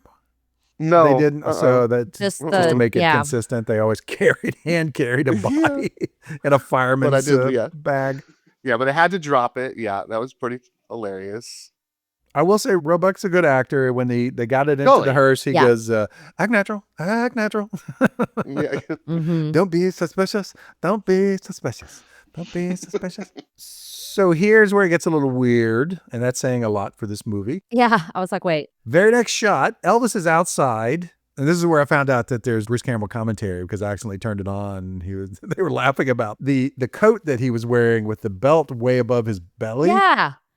They decided that's what old men did, was they wore their belt above their belly. Oh, right. That's funny. But yeah, Elvis is outside, and the nurse comes out and tells him it's time for his nap and for the other thing. But he immediately snaps at her and calls her a patronizing bitch and says he'll lube his own crankshaft from now on. And she's understandably offended and kind of steps back and then walks away. And that's it. That's the end of the nurse. Bye-bye, nurse. I will say I wonder if like that was just not acting. If that was just her being like, what the fuck is this even about? Right. You know what I mean? I'm out of here. There was no reason for him to treat her that way. And so, I mean, like, it just doesn't make any sense in the movie. He said, I'm tired of being treated like a baby, but there was no catalyst for it. Exactly. She was just doing her job. You know what I mean? Like, she was trying to be as nice to him as she could. She wasn't rude to him. The thing is like, you want to like these two guys. And so, like, for me, they should have just cut this completely. It just was totally unnecessary. Now, we don't know if they shot more scenes with her and they just got cut. But you two are actors. So imagine you're reading the script, and let's say they didn't shoot anything, and that's your last scene, and you're like, I'm not in the movie after this. What gives? I would have thought, especially for this, you know, for horror, I'm putting, you know, calling this a horror film. It's not that horror, but she might have got whacked, You know what I mean? You would have thought that they would have, because she was such a main character, or something, some interaction may have happened somewhere down the line with, whether it's real or not, like there would have been something else to kind of wrap her up. Yeah. Mm-hmm. Yeah, she got no closure. She was just Yeah. None. Yeah. Yeah. And you would think a soul sucker, if there was someone there who wasn't old, who had a lot of life left in them, why not? Right. Why not take her? Why not take Reggie Bannister? Why not take some of the other Mhm. attendants? Didn't dig it. I didn't dig the way she went out. I thought it was the oddest scene in the movie. It was the Dennis Hopper sending Stretch away scene from Texas Chainsaw Massacre Part 2. Yes, totally. He just literally up and started yelling at her. You know what I mean? Like, we've all been like, we're in a frustrated state and somebody says something and it rubs us the wrong way and we just kind of go off, right? Like he just fucking went off on this poor woman. You know? He picks up his walker and threatens to hit her with it. Yeah. Bruce Campbell, so rude. This is a great point for me to tell you my Bruce Campbell story. Speaking of Bruce Yes. Campbell being rude. Oh, no. No, not at all. You're Okay. going to love this. I'm trying to steer you one way, but I'm going to bring you back. Okay. So I did a very brief spot, speaking of Scott Bakula, on Murphy Brown. We're going to go way back to Time Wow. Machine Kids. You're going to have to probably Google all these names. Murphy Brown TV show. Scott Bakula was the guest star that week. So I got to meet Scott Bakula. Great guy, by the way. Shout out to Quantum Leap. And Murphy Brown was probably maybe like one of the first things I booked. So I didn't have any real credits, but the casting director and the producer did this other show called The Adventures of Briscoe County Jr., Fuck yeah. which was Bruce Campbell. I think it was for Fox. And my agent called me and goes, hey, you just did that Murphy Brown thing and so-and-so's the producer on this other show. And they want to cast you in this one scene. They need you. So I didn't even have to audition for it. They just gave it to me. And I was like, I'm going to meet Bruce Campbell and like be on the set of this new show that's Western and kind of, has some sci-fi stuff with it. And I was so excited. So I get there and it's a scene where I play this kind of cowboy, not a cowboy, but a cowboy dork. And my girlfriend comes to me and starts yelling at me and accuses me of cheating on her because I'm never at home. I'm always gone at nights. And what I'm actually doing is I'm working nights to save up to buy her an engagement ring, which I finally have. And I propose to her on the street and I pick her up and I walk away. And Bruce Campbell says some kind of funny line. I don't remember what it was, but he just says like, good for those kids or whatever. So on the day of the shoot, me and the girl are rehearsing and Bruce Campbell comes over and I get to meet him. And I'm just like, dude, I'm just a huge fan. Thank you so much for having me on your show. Like, this is so good. And the girl's like, doesn't really know who he is. He's like, nice to meet you. And he goes, oh, so you're the filler. Good luck. And he walks off, meaning the show was 2.5 minutes short. So they wrote this scene just to like get to the 22 minutes. You know what I mean? And I thought the way he delivered it was like so hilarious to me that I start busting out laughing. And she's like, how dare he? I'm a professional actor. And I was just like, dude, it's Bruce Campbell. He just like said, oh, you're the filler. Yeah, this filler gave you a fucking job, dumbass. So great. But he was nice. He was so nice. And just like, totally, to me, just seemed like that Evil Dead character in real life. Did the scene make it into the episode? Yeah. Oh, yeah. Oh, right on. For a lack of a better term, that's groovy. Yeah. Can we just talk about how cool this is, Bart Shannon? That's pretty rad. We are watching a movie for our podcast with someone who has actually met the lead actor in the movie. Touched him. Touched by an angel. Touched by an angel. And worked with Scott Bakula, who we were just referencing. I'm blown away right now. You're the coolest person I've ever met. When you do a Scott Bakula horror movie, call me, because I have a story about Murphy Brown I want to tell. This is our Billie Worley portion. Could you? So when I met Clint Eastwood on the set of... That's what I was just about to say. Do you mind telling the Clint Eastwood story? I mean, come on. If anybody's got a Clint Eastwood story, I think you deserve to tell it. Okay. All right. So I'm playing the young James Cromwell on Space Cowboys. If you want to go watch it, I'm in the first 5 minutes of the movie and then it's done. You can turn it off. I'm so brilliant. But here's the thing. It's me acting with my voice replaced by James Cromwell, which is very strange because he sounds like a 70-year-old man. And I'm like, at the time, probably like 26, 27 years old. Anyway, the story about like me fucking up my line over and over again. Is that the story? Yeah. Yeah. So I had this kind of like almost like full page kind of speech that I'm like the head of like kind of this, I'm like in the military, I'm like the colonel or something. And we have these test pilots that were going to be astronauts, but we decided that we're making NASA. So it's like when NASA first gets made. So these people that are the test pilots aren't going to be, and because I hate them, in the storyline. Anyway, I have this big speech, and like literally, I'm in my trailer going over it, and like 30 minutes before I'm about to go on, the AD comes over with somebody from the Air Force, and they say, "Hey, they made a few changes because some of the stuff was inaccurate. So here's the new script." And it's like not totally different, but there's a lot that's different. And I've like been working on it for like a week because it is like I think it was like a page and a quarter. It was like a big speech.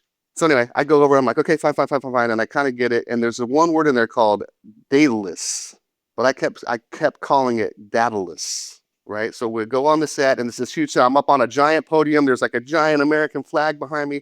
There's probably 100 extras there. That some of them have like the old timey photos with like the bulbs that pop, and there's a jet, like there's a 60s jet, or like in a hangar. Clint Eastwood's way, there's like 7 cameras. He's like way in the back on the lift, and I just kept fucking up that one word. I kept saying dataless, and I was getting so frustrated. And he doesn't do many takes, but like the 4th or 5th take, I was just like, and the other actors, you know, they were all kind of like snickering every time I'd get to that line. And Lindsey, you know, when you like kind of don't know what you're saying, you kind of roll up to that part real slow as an actor. You're like, and the next thing I'd like to talk about is dataless. You know, so anyway. Because you're like, I'm going to say it right. Yeah, I want to say it right. And so this goes on like 3 or 4 takes anyway. I see Clint Eastwood, they lower the boom. He gets off of it. He's like 50 yards away from me. It's like he's way in the back. And he slowly walks towards me. He like comes up the podium, walks up the stairs, and comes right next to me. He goes, "Listen, I don't really care what you say. I'm probably going to not be on you when you say that line. So just say it however you want to say it. I'm going to cut to another actor." And then he slowly walks back, goes all the way back across the way, gets on the boom, they put it back up. And I just said, oh, that's when I first learned about editing, Bart. You don't have to get it perfect. And so that was my, my learning experience and just knowing like, you don't have to worry about that shit. Really good directors know how to fix it. Yeah. And you think Clint Eastwood is probably like, I'm never hiring that guy again. Well, the thing too is like the other actors, like one kid plays Clint Eastwood in the movie as a young Clint Eastwood, and someone plays as James Garner. And so all of us actors that were the young versions, I don't think we knew that we were having like voice replacement from the real. So all of us have the real voices of those actors, but in our younger bodies. So it's like, Clint Eastwood is played by a 28-year-old kid from England. And he had a really good Clint Eastwood impression. Like he was actually really good. But I think maybe Clint knew when he came over and said that to me, where he's like, I don't really give a shit what you say, because I'm going to have James Cromwell do the voice for you. Right. So just relax and give me a delivery on set. Yeah, give me a delivery. Don't look scared when you're saying a line. Okay, that'd be great. Oh my God, that's so cool. At the end of the scene, I go, let me introduce you to the first astronaut. And they bring up this baby chimp wearing a diaper. So I got to hold the hand of a little baby chimp. And its little hand was like a little baby. It felt like a human little hand, like a little baby hand. It was so adorable. No, seriously, your IMDb is really amazing. Scott Bakula, Bruce Campbell, and Clint Eastwood in a 3-minute section. Not too shabby. No, I had no idea about Briscoe County. That's fucking fantastic. I love that show. Yeah. And so I probably saw you, and this is a decade before I met you. The funny part is when I proposed to her, and it's like so sweet. And then I pick her up, and I'm walking away from, and they just had me walk down West. We're in the back lot on the Western lot, and they just say, just keep walking, we'll yell cut. And I'm carrying this girl, and I'm like, at the time, like just this skinny little bit. You could start seeing me start to lose her, like as she starts, dropping farther down, and I'm starting to kind of. Well, that's awesome. And it's great to hear like a non-terrible Bruce Campbell story, because we know some people who've had bad interactions with him. Because that's why people who are characters like him in movies are so good, because a lot of it is their personality. It's like that's them. Yeah. That's kind of who they are. It's one of the things I love about him. Exactly. Right. It is. It totally is. Because to me, it's like the way he said it sounded like a dig, but it was in that delivery that is that he's like an asshole, but is he joking? It's like you're like, I got Bruce Campbell. Yeah, I got Bruce Campbell, man. We're the filler. Like, fuck yeah, dude. All right, let's reel it back in here. Here we go. So after the bad interaction with the nurse, she walks off, and he sees a small stream down a hill, and he takes his walker down this very steep hill to the water. And then he sees this he says a little crick.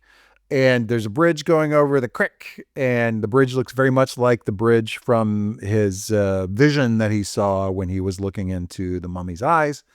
And in the water, he sees an old license plate in the water right on the edge, right by the bank. Is that not also a piece of the bus that it's attached to? There's something metallic. Yeah, it looked like a big piece of something, Yeah. right? Mm-hmm. Just right there where anybody could find it. It's just been sitting there for decades. Yeah. Yeah, nobody's seen it. Yeah. So he finds a license plate. It's a real small town, Bart. It is a small town. Mud Creek. Mud Creek is tiny. I guess that would be Mud Creek. Mhm. Yeah, that's it. Yeah. You're right. Elvis gets back to his room and rubs the lotion on his old Tupelo cock before collapsing onto the bed. That's my next tattoo. Tupelo cock. Well, that was my favorite Van Morrison song. You're sweet as Tupelo cock. Yeah. So he turns on the television, and there's an Elvis movie marathon on television. And he starts to wax about his regrets and trusting Colonel Tom, and that he wished he'd treated Priscilla better and told his daughter that he loved her. I thought that was an excellent use of archival footage in that without having to show any real Elvis footage, because those were like, it's real archival from the period. Some black and white, some color, but none of them actually Elvis movies. Yeah, none of them actually Elvis movies. Which, it's like you do think about that. There's no Elvis songs. There's no no clips from Elvis movies, which I, by the way, think strengthens the movie. I think it's really just about him, and you have to think, why did they choose Elvis for this, like, and JFK, but Elvis specifically, right? Like, because there's so much about it. Like, is it like redemption for his life and the way he went out? Like, why Elvis for this particular part? To me, it's like the Bubba Ho-Tep. He's the king and he's a Bubba. He's prestigious, but he's also like a redneck cracker. Right. He's a Tupelo cop. Yeah. He's a Tupelo cock. No, that is true though. And in fact, they do sort of, I feel like throughout, they sort of make these outside sort of connections of you saying, maybe Elvis lived a certain similar life in a past life. You know what I mean? Like that there's maybe some sort of connection between the two of them. So that makes sense, Billy. I think it possibly could come for something like Lansdale had this original idea of, and just came up two kings, a king of modern era, king of ancient Egypt, and then he came up with a much funnier title than Two Kings. Yeah. But that was probably the connection of them both being kings in their own right would probably was the foundation for it. So then was the bus accident really an accident? But I mean, like, he's got to end up there with Elvis. Like he jinxed it. Yeah. Are there that many layers to this movie, though? Yes. The answer is yes. Speaking of layers, next scene, Jack shows up at Elvis's door, and it's a funny line. He says the woman who calls herself his niece took him downtown that morning to the newspaper morgue to do some research on the mummy. The woman who calls herself his niece. Jack tells the king that one of the lesser mummies was circulated all over the United States, but was stolen when it got to Texas by a couple of guys in a silver bus. Elvis has been having visions of a silver bus. He saw them in the eyes of the mummy. This happened at the same time as the worst tornado in history, and Elvis says that he saw it buried in the creek, the bus. So I guess that was our answer to, was that what the silver metallic thing was? The whole fucking bus is just, The whole bus is like underwater. right there next to the creek. I guess that hill's so steep that no one can go down it except for a 70-year-old crippled old Elvis. man. On a walker. By the way, his walk down, again, going back to like sort of, slapstick comedy. Oh, that yeah. doesn't Those work. faces he was making the whole time. They determine that the sarcophagus has broken open and that the spirit is free to roam, stealing souls. So Jack says that the mummy is a nighttime mummy, so he's going to start sleeping in the daytime so that he can stay awake at night when the sucker roams the facility.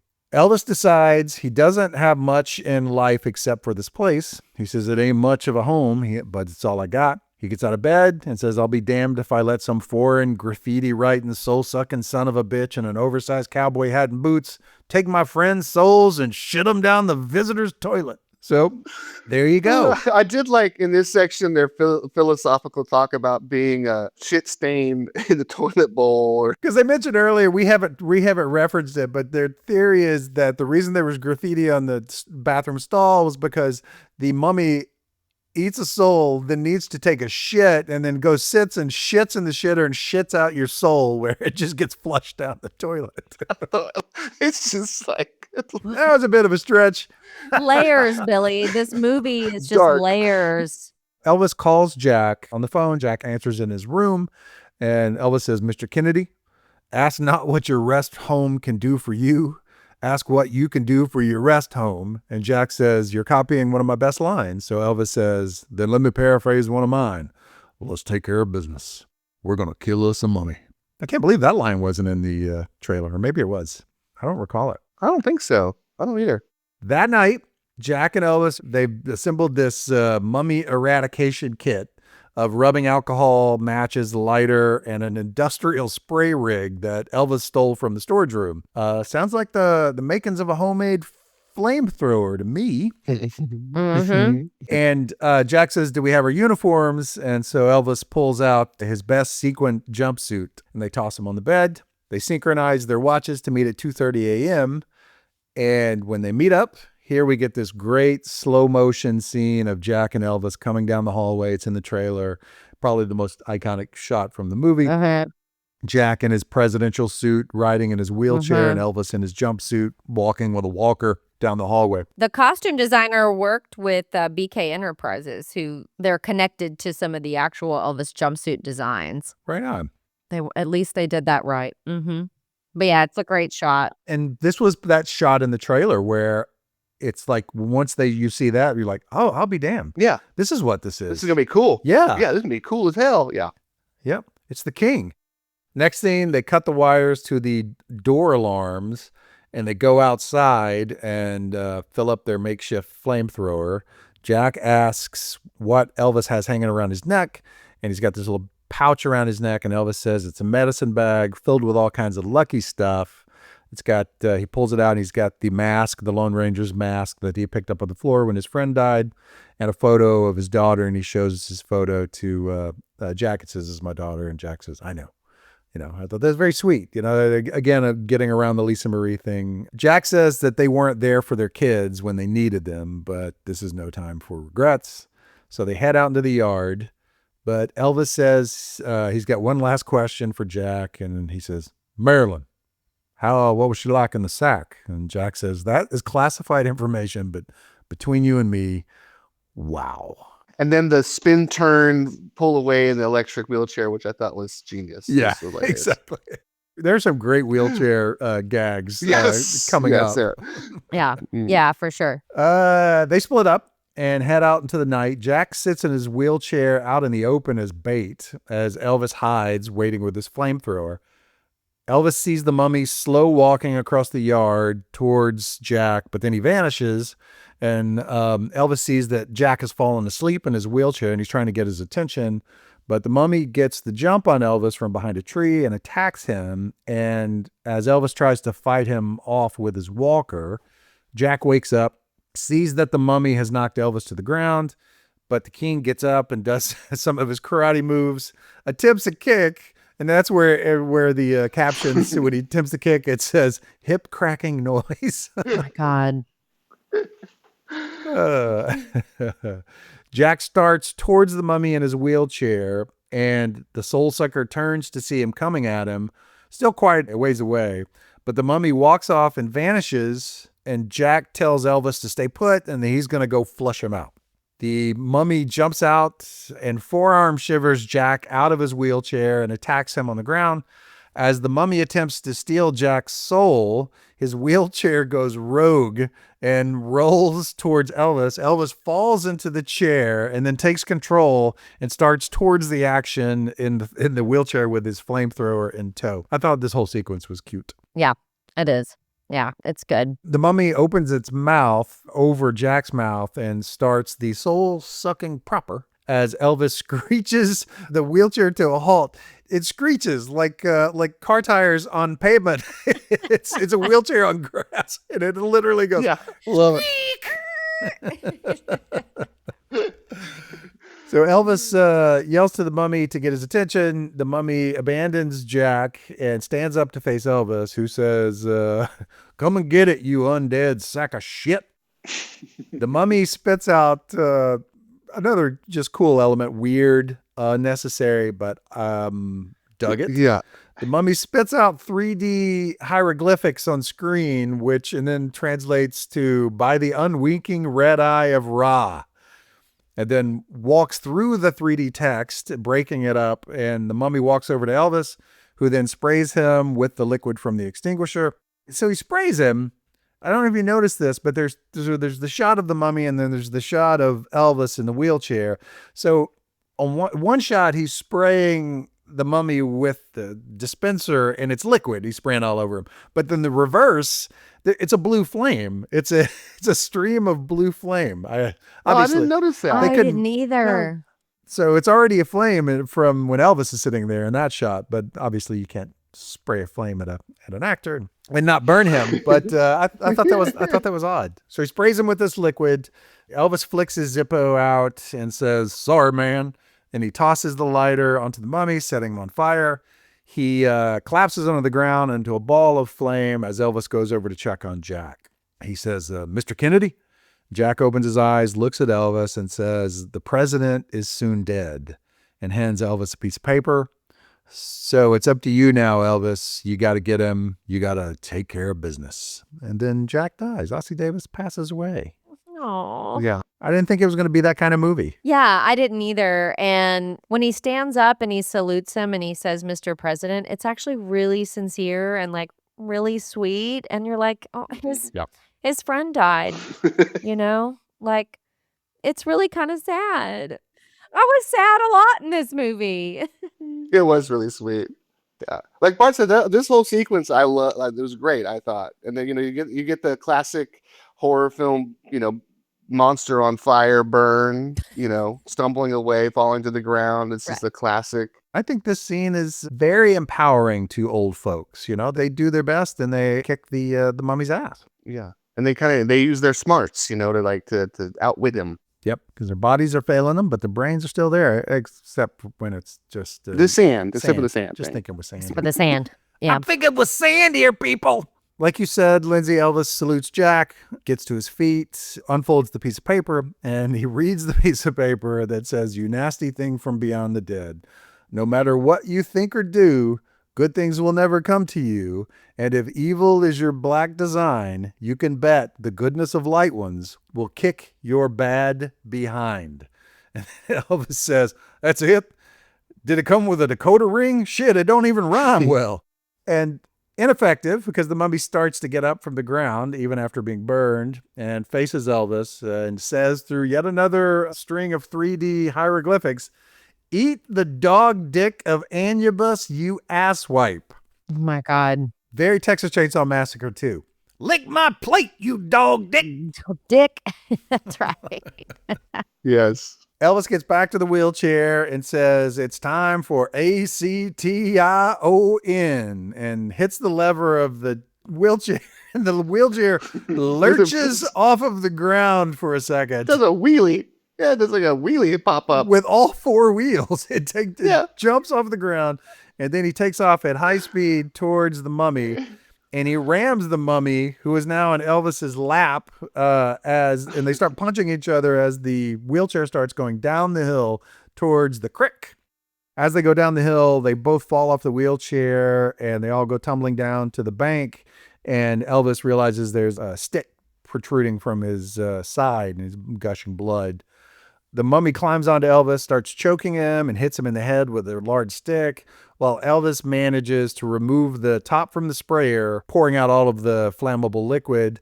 The mummy hits Elvis one more time in the head, and we hear Elvis' narration as he says, "I was going out, and then that there would be nothing left but a quick flush." But then he comes to, he clenches his fist and says, "TCB, baby," and socks the mummy, knocking the mummy back off of him. "Give me sugar, baby." I mean, he flies off. Flies off with one. Yeah, it's like one Elvis TCB punch. I believe it though. He knocks him over. The mummy stands up while Elvis lights a match and says, your soul-sucking days are over, amigo, and throws the match onto the pool of liquid that the mummy's standing in. Ball of flame number 2. This time on fire, he falls into the water, laying face down, still burning. The flames go out, but this time you can tell he's not getting back up. Elvis lays on the bank, bleeding out, unable to get up, and says, but I still have my soul. And the folks up there at Shady Rest, they have theirs too. He looks up into the stars and the night sky as they all form into one final hieroglyph that reads, all is well. Elvis says, thank you. Thank you very much. Closes his eyes. Fade out. The end. I don't really know what to say right now. I mean, that's powerful right there, dude. After the credits, we see text on screen that reads, Elvis returns and Bubba Nosferatu, Curse of the She-Vampires, which Coscarelli claims was just a joke until the movie had a positive reception.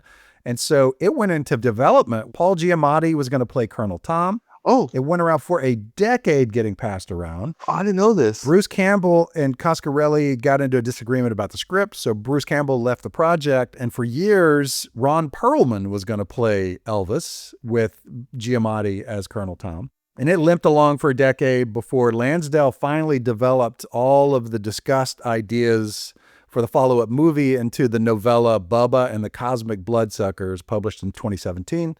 The story took place earlier in Elvis's life during a period in which he worked for Colonel Parker battling monsters prior to exchanging identities with Sebastian Haff. In 2019, 2 years later, Dynamic Entertainment published a 4-issue crossover miniseries, Army of Darkness, Bubba Ho-Tep, which followed the original story and saw Elvis team up with Ash Williams, Bruce Campbell, both characters. Awesome. That's awesome. And those exist, not in a movie world, but they exist in comic book world. And it's pretty rad that stuff has come about. Man. But, my friends, that is Bubba Ho-Tep. Man. The way that we just did it seems a lot more entertaining than the movie I watched. Yeah. What is it? Like, what do you think? Like, for me, it's pace, right? But there's something else. I think the pace is pretty terrible. Yeah, like you said, I feel like this is a movie that doesn't know what genre it is. Yeah. Or it's just not well executed. I did appreciate it more this time. No, I agree. I was saying, but I didn't hate the movie, but I like it. I do. Yeah. But there's just, I don't know, but maybe you're right. Maybe we said it before. You have such insanely high expectations for it, and there's no real reason to. I don't know what you expect it to be, and Right. maybe it's because the trailer is so good, but you're like, Sam Raimi is not attached to this. This is not a Sam Raimi film. This is something completely different, and you watch this director's work from before. This is in line with his work. And I would think too, this looks like pretty low budget. I don't know what they had. Even having Bruce and Ozzy on it, still looks like production wise a pretty limited situation. Probably more than the Phantasm stuff, but not probably much. So reportedly, they shot it for about $1 million.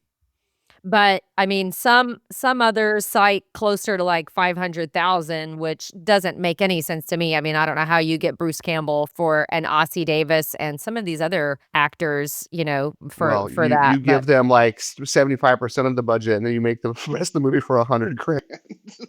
Is it that it just kind of comes off as cheesy? Yeah, it does. But you see that in the trailer that it's going to be very schlocky. Yeah, I just can't quite put my finger on it. Yeah, same. There's a lot of good, but there's a lot of bad. Yeah. There's just some things it's just they didn't execute it, or the dialogue wasn't great. I would watch if someone said, "Hey, come on over, we're gonna watch Bubba Ho-Tep." I'd be like, "Oh, let's go." I would definitely. I think we watch should it make again. a drinking game out of it. Yeah. I don't know what element, but that would Every be time fun. a dick is mentioned. Yeah, could be. I have a drink called the Tupelo Cock that you're gonna love. We'll have a signature drink, the Tupelo Cock. No, they would be Tupelo cocktails. Oh. Bam. But no, I was about to say the exact same thing. I will watch this movie again. Like we do some movies where I'm like, nope, I'm good. I don't ever have to see this movie again. I'll watch this again. I mean, yeah. Yeah. I'll buy it on 4K and watch it again. So yeah, it's puzzling. This movie's puzzling. I think the Bruce Campbell connection. If this was nobody instead of Bruce Campbell, Yeah. nah, Maybe not. Yeah, not. Ossie Davis and Bruce Campbell make this movie. You can't watch it if they're not in it. It's not watchable. No. If Reggie Bannister had played Elvis, Well, should we do our signature kind of wrap up questions here? yep. Anyway, so we've got some questions that we typically ask here as we wrap up, but one is sort of about a comedy horror meter. So on a scale from kind of straight up horror to full on comedy, where does this one land for you? And it doesn't have to succeed at either one. It's just okay. where would you put this if you were breaking things up into subgenres? Like what percentage? Okay.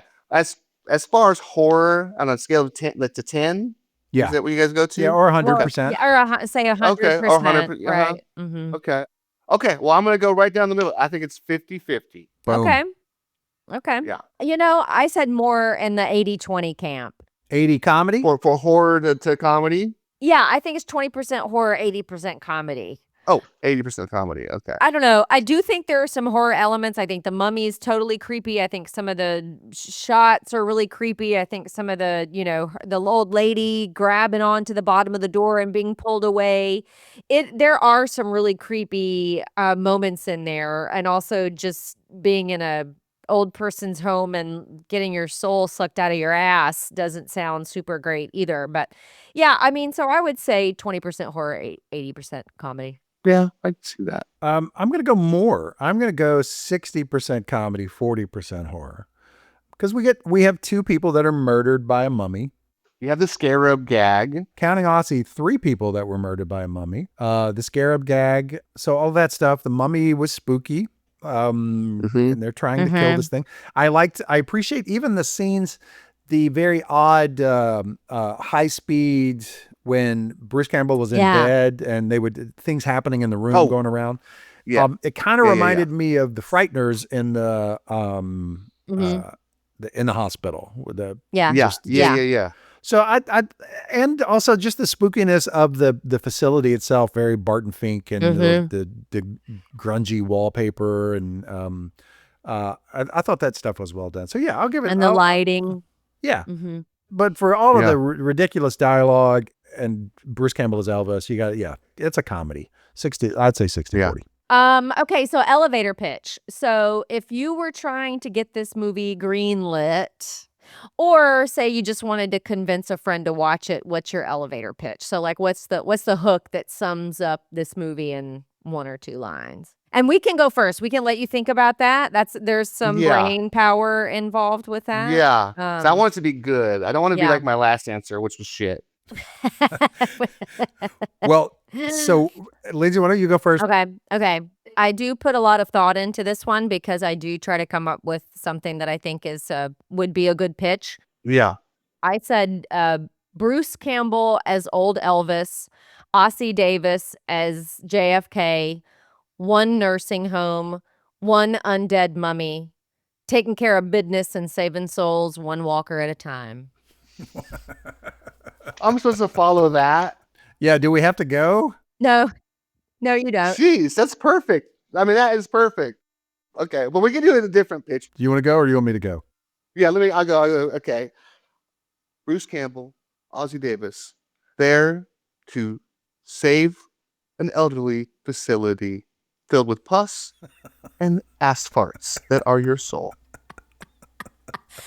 If you said that to me, Billy, I would watch that movie. I'm just gonna be really real. Oh, and there's a mummy. And I just said, I forget about it, but I bring it back while you're talking to me. I go, oh, and there's a mummy, and that's my pitch. And I would watch it. I would. That sounds like a great pitch. Oh my God, Bart, what say you? I'm trying to pull elements now that I've listened to both of you. I'm trying to pull elements for both of you guys and make it sound original. Elvis Presley and John F. Kennedy are alive in a low-rent nursing home in Mud Creek, Texas, fighting an ancient mummy from sucking the souls from the assholes of the residents. lower your expectations and you'll have a good time. That's a hell of a pitch. And it's only an hour and a half, so it won't even take you that long. Yeah, it's brisk. It's brisk. The pace is slow, but it's brisk. It definitely feels like a 2-hour movie. It's definitely not. that first 20 feels like an hour for sure. I'm just like, "Good, let's get on with the mummy shit or whatever we're doing here." Too much exposition, guys. Too much. All right. So this feeds well into the last one, which is recommendation. Would you recommend this movie to everyone, to only a certain kind of fan? What is the right audience for Bubba Ho-Tep? Yeah. I would probably not recommend it to everyone, but I would definitely recommend it to Bruce Campbell fans. I thought you were just going to say to Bruce Campbell. I would definitely recommend it to Bruce Campbell. I said, Bruce, you should check it out. It's not bad. But Bruce Campbell fans, and I think also just true classic horror fan that loves that sort of low budget horror film genre. Yeah. Yeah, I think you're probably right there. Like if you find somebody that's a Bruce Campbell fan, first of all, they've already seen it. But if for some reason they haven't, then you have to watch it. But it's also, I mean, I honestly think this is like maybe his best performance. He does a really good job in the movie, I feel like, I mean, You're right. He does. Yeah. In this, he still you can feel that sort of dry humor that's just him, but like he definitely is playing something else. But I mean, I can think of maybe 50% of my friends, I would say, I wouldn't recommend this to them. I don't know if people would get it. This is a tough one to recommend. I definitely wouldn't recommend everybody. I think I'd kind of have to know you first before I'd recommend it. I wouldn't go just like to a bunch of people and say, you got to watch Bubba Ho-Tep, I think I'd have to know what you like and dislike first. But people that I know well and know what the kind of stuff they like, for those people that I think, oh, they'd like this. But I think I would tell everyone, lower your expectations and just enjoy it. Totally. This movie's a head scratcher. It is. This movie's a goddamn mystery. It is. It really is. And like your guys' breakdown of like 40%, 60%, it's neither a horror film or a comedy. It kind of falls in this middle ground. It's not really sure what it is, and it's not very good, but for some reason it's great. I want to watch it. Yeah. But that's an interesting point, Billy, because it says something that our 3 answers were vastly different about whether it's a comedy or horror. Yeah. You know what I mean? Like normally it's like, oh yeah, 80-20, 80-20 all the way, or 90-10, or whatever. Yeah. But like this one, because it's just kind of all over the place. Yeah. Yeah. Interesting. That's it. That's our 3 questions. Yeah. I love that's it. Thank you guys. That's it. Yeah. Bubba Ho-Tep. Bubba Ho-Tep. I will also say the hardest movie I've ever tried to find to watch online. Thank you, Lindsey, very much for your help. Where'd you find it? It was only on Apple TV. Is the only place you can watch it. Oh, wow. Yeah. You can't even rent it. Like, it's not on Amazon. It's nowhere except on Apple TV. Yeah. Well, hey, in my possession at the moment, I have 2 SD DVDs of it. If anybody, You could have mailed Can you it. ship them with a DVD player? That would be great.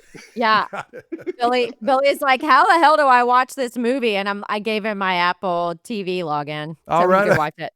So can I change one of my previous answers then on who I'd recommend it to? People that are Apple TV subscribers. Yes. Definitely, by the way, not old people that have to No. search on the internets. That's it. That kind of wraps up kind of where we are. I was going to kind of jump into learning a little bit more about what Billy's up to these days. I am working on a project right now that I'm super excited about. I can't maybe say who the artist is, but it's kind of like a known artist that was kind of featured in a documentary who's doing a record at Royal Studios Oh, cool. that I'm filming, that I'll be doing some I've been there like the last 5 days, and I just had to interview this person tonight. But it's super badass, and I mean, I'm so excited about like just being able to see the process of this person recording with their band, and how good it is. Being in Royal for 5 days is always just fun, no matter who's actually in there. But it's going to be great. So I've been filming, and I'm going to do a bunch of edits for their manager and him or her, and So that's really the main thing I've been doing. And then, I work with Stax Music Academy a lot, like filming and editing stuff for them. And I'm always happy to do that because it's like so much fun to work with the kids and learn about their lives. And some of them are interested in sort of filmmaking. So it's been kind of fun taking a few of them and teaching them the few things that I know. That's really it. That's awesome. Yeah. And it goes without saying, I would like to apologize for not recording for the first 30 minutes that we did today. You guys are drifting into the evening because of my little snafu. I can't think of any other way I would like to spend my time than with you two idiots. I love both of you so much. Same. I had an absolute blast. I agree. I just means I got an extra half hour with y'all. That's right. Billy, absolute pleasure. I love you, my man. Great to see your face. Great to talk to you. Thank you for doing this and talking about this very bizarre film that is so conflicting in so many ways. And I knew he was going to choose it. I knew it. When you gave him those 3 choices, I was like, he's going with Bubba Ho-Tep. That's what we're going to be watching. Yeah, I got to go with Bruce Campbell and Elvis. Got to. It was so amazing to have you on. I miss you so much. I know. We live in the same city. We need to hang out more. And Bart, we got to get out to Portland and see you, I guess. Come out here. For sure. But I thank you guys so much. I had so much fun and love what you guys are doing and love this podcast. And I just miss y'all. Love y'all. I know. We love you too. Miss you too, my man. Yep. Hopefully we'll see each other soon. Yeah, absolutely. All right, brother. Thanks, Billy. I love that guy. He really is. It was a dream come true working with the two of you at the same time. Like, I don't know what karmically was going on to make the universe align like that. But man, I've never had more fun working in my life. Both of you guys are so wonderful. I like to imagine a world where Billy is still on shows like The Pit. Yeah. Because you could easily see that because he's extremely talented. Extremely talented. I remember Early Edition with Kyle Chandler. My parents used to watch Early Edition, and when they were watching it, I would watch episodes as well. And quite certain that I watched episodes of Billie Worley and just didn't know it and didn't know him until years later. That's really the crazy part. And then you meet him, and guess what? You would never know that he did any of that stuff. Like, he doesn't brag about it. Like most people are like, oh, yeah, well, I've been on the set with, and I've been 26 episodes of this, and I've been in ER and Space Cowboys and Clint Eastwood. And, you'll know him for 20 years, and he won't tell a single story about that, and he should. I mean, he was in Poltergeist, the Legacy TV series, for Pete's sake. I remember he was in a low-budget movie called Bad Meat many, many years ago, and I'd seen Bad Meat before I met Billie Worley. Great dude, great actor, and great producer as well. Yep. Well, there you have it. Yeah, there it is. The guest, wonderful. The movie, perplexing. Yes, correct. As I said, I stand by it. I think I will buy the 4K, but there's always going to be something that just kind of makes me scratch my head about old Bubba Ho-Tep. I would watch it again if it were on. I don't know if I would seek it out to watch it again. Yeah, I don't know. Bubba Ho-Tep, a perplexing but also enjoyable film with Bruce Campbell and Ossie Davis. Boom. Yeah, sold. Sold on this episode. Sold on doing another one. How about you? Absolutely. Are you kidding me? Sign me up. Then in that case, have a wonderful week, and we will chat very, very soon. Sounds good. You too, my friend. Bye, Lindsey. Okay, bye. All music for this podcast is provided by MKE. To hear more of his music, visit his band's website at detectivemusic.com and Detective on Spotify.